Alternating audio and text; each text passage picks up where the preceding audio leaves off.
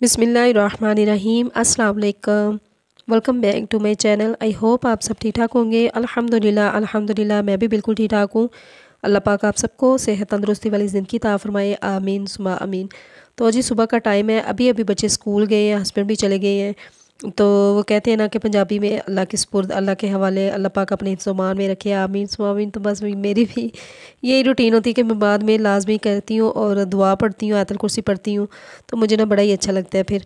खैर अभी मैं ना गराज में ही थी, तो बस पौधों को देख रही थी। तो जो पत्ते खुश्क हो चुके थे ना, वो सारे मैं कैंची की मदद से काट रही थी। ये देखें जी इसका क्या हाल हो चुका है। बच्चे स्कूल से आते हैं ना, तो बच्चे सारे गमलों को फुल पानी से भर देते हैं। अभी मैंने उनको मना किया है कि ऐसी हरकत नहीं करना, क्योंकि ये देखो क्या क्या हाल हो गया इसका। तो ये सारा मुरझा गया। तो फिर बच्चे देख रहे थे कि बस मामा जी इसको क्या हो गया है। बचपन भी इन बच्चों का बादशाह होता है, कोई समझ नहीं होती इनको।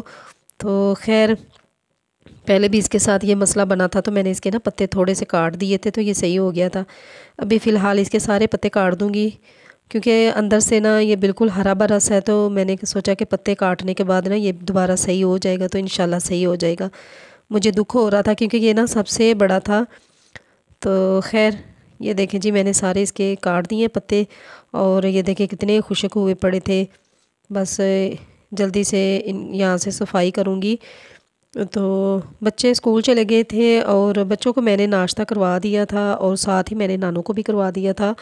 तो ये वाले गमले मैंने नए लिए थे, क्योंकि साथ मैंने ना मिट्टी के भी गमले ले लिए थे, पौधे लिए थे, साथ मिट्टी के भी गमले ले लिए थे। अभी फ़िलहाल मैंने इनको ऐसे ही रखा है। मैंने कहा जब बच्चे स्कूल से आएंगे ना, तो मिट्टी वगैरह ला कर देंगे, तो फिर इसके अंदर मिट्टी वगैरह डाल के तो फिर इनको ना इसके अंदर शिफ्ट कर दूँगी। चलें जी, इनको मैंने यहाँ पे रख दिया और सफाई वगैरह कर दी थी, जल्दी से मैंने कर दी थी। और यहाँ पे फिर मैं कपड़े उतार रही थी, क्योंकि इनको ना सूखने में 3-4 दिन लग गए थे। और कल भी बारिश हुई थी, 2 दिन बारिश हुई है, काफ़ी अच्छा मौसम था, सुबह सुबह धूप निकली हुई है। तो काफ़ी टाइम के बाद बारिश हुई है। अल्लाह पाक का जितना भी शुक्र अदा करें उतना ही कम है। तो मैंने अभी नाश्ता करना था, नानों को, हस्बैंड को, बच्चों को नाश्ता करवा दिया था। नाश्ते में आज मैंने बॉयल अंडे करके दिए थे बच्चों को, साथ मैंने हल्की सी दूध पत्ती बनाकर दी थी, और साथ डब्बा रोटी थी। बस जल्दी से बच्चे नाश्ते करके चले गए थे, और अभी मैं रहती थी नाश्ता करने में, क्योंकि सुबह का टाइम इतनी जल्दी गुजर जाता है, समझ ही नहीं आती, जल्दी जल्दी गुजर जाता है। हालांकि जितना मर्ज़ी टाइम से भी उठे हो ना, तो जल्दी से टाइम गुजर जाता है। खैर फिर मैंने नाश्ता कर लिया था। मेरे हस्बैंड मुझे कह रहे थे कि ये ना होके कामों में लगी रहो, नाश्ता ज़रूर कर लेना। मैंने कहा क्यों नहीं, नाश्ता करके तो फिर ही दूसरे काम करूँगी। जब बच्चे स्कूल की तैयारी करते हैं ना, तो साथ ही मैं बिस्तरे वगैरह, कंबल वगैरह सारे तय करके रख लेती हूँ। तो मुझे ना बड़े बुरे से लगते हैं कि बिस्तरे रखे हुए हैं उसी तरह। तो मैं तय करके ना साथ साथ मैं घर के काम भी करती जाती हूँ, और किचन को भी देखती हूँ, घर के काम भी करती हूँ, और बच्चों को भी नाश्ता जल्दी से करवा करवा लेती हूँ साथ साथ। तो जी बस यही हमारी डेली रूटीन होती है कि हर कोई अपने घर को कैसे मैनेज करता है। हर घर की अपनी अपनी रूटीन होती है, अपने तरीके से उन्होंने काम करने होते हैं। तो बस मेरा भी ये सिंपल सी रूटीन है जो मैं आपके साथ शेयर करती हूँ। जो मेरी ज़िंदगी में है मैं आपके साथ शेयर करती हूँ, जो नहीं है वो नहीं है। खैर यहाँ पे ना फिर मैं पेंटों को इस तरह तय करके रखती हूँ ना, तो इस तरह ना पेंटें बिल्कुल भी ख़राब नहीं होती, तय ख़राब नहीं होती।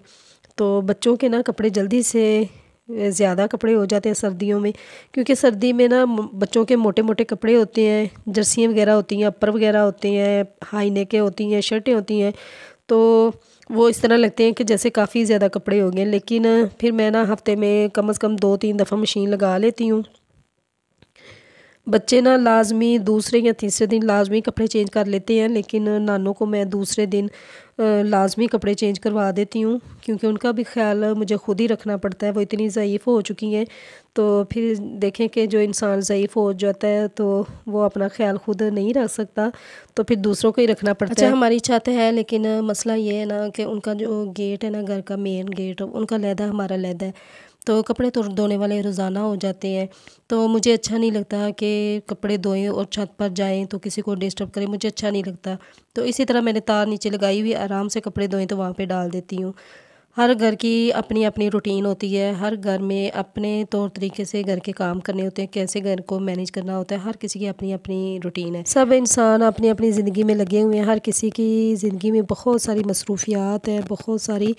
तो जी आप सब ने दुआ करनी है। मेरे नंद हैं तो उनकी ना ससुर इंतकाल कर चुके हैं कल के, तो अल्लाह पाक उनको जन्नतुल फिरदौस में आला मकाम अता फरमाए। आप सब ने बहुत सारी दुआ करनी है, क्योंकि हमारा ये एक सफ़र है, हम एक मुसाफिर की तरह हैं। हम सब की मंजिल वही है, कोई पहले चला जाता है, कोई बाद में चला जाता है। तो जी आप सब ने लाजमी दुआ करनी है कि अल्लाह पाक उनके दर्जात बुलंद करे। जो भी इस दुनिया से चले गए हैं ना, जिनके वालिदैन, रिश्तेदार, अहलो यार कोई भी, तो अल्लाह पाक सबको उन सब के दर्जात बुलंद करे, आमीन।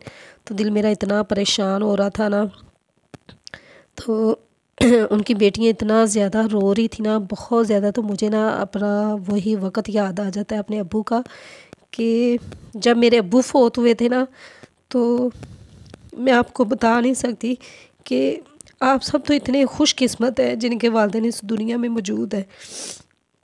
लेकिन अल्लाह पाक मेरे अब्बू को जन्नतुल फिरदौस में आला मकाम अता फरमाए, क्योंकि ये जो रिश्ता है ना, ये भूलने वाला नहीं है। ये तो जितनी ज़िंदगी है ना, तो ये रिश्ता कभी भी ख़त्म नहीं होगा और ना ही भूलेगा। जो वालिदैन की मोहब्बत होती है ना अपनी औलाद के लिए, वो एक अनमोल होती है, वो एक सच्ची मोहब्बत होती है। उनकी दुआएं लगती हैं, उनकी दुआओं की हमें बहुत ज़रूरत होती है। मेरे अब्बू जब इस दुनिया से गए थे ना, हमारे अब्बू इतना हमें प्यार कर रहे थे ना। अब्बू हमें कह रहे थे पता नहीं कोई प्यार करे या ना करे, वो हमें सिर्फ नसीहत कर रहे थे कि अपना ख्याल रखना, अपनी अम्मी का ख्याल रखना, अपना ख्याल रखना। तो वो इस तरह हमारे साथ कर रहे थे, लेकिन हमें यकीन नहीं हो रहा था कि हमारे अब्बू इस दुनिया से चले जाएंगे। लेकिन जो अल्लाह को मंजूर था वही हमको मंजूर है। जो अल्लाह ताला करता है ना, वो बेहतर करता है। हम अल्लाह ताला के फ़ैसले पर राज़ी हैं। सब ने जाना है, लेकिन हर किसी ने अपने अपने टाइम पर, अपने वक़्त पर जाना है। तो वो वक़्त कभी भूलने वाला नहीं है। उस तरह का प्यार कोई करता है? कोई नहीं करता उस तरह का प्यार, जिस तरह वालिदैन अपनी औलाद के साथ मोहब्बत रखता है, जिस तरह प्यार करता है। अल्लाह पाक सबके वालिदैन को सेहत दे, आमीन। जिनके वालिदैन इस दुनिया में मौजूद है और जिनके वालिदैन नहीं है ना, अल्लाह पाक उनके वालिदैन को जन्नतुल फिरदौस में आला मकाम अता करे, आमीन। ये कमी तो कभी भी पूरी नहीं हो सकती ना। खैर, आज का व्लॉग बस यहीं तक था। तो दुआ ज़रूर आपने करनी है और दुआओं में ज़रूर याद रखिएगा और अपना ढेर सारा ख्याल रखना है और मेरे लिए भी दुआ करनी है। और मुझे दें इजाज़त। अल्लाह हाफिज़।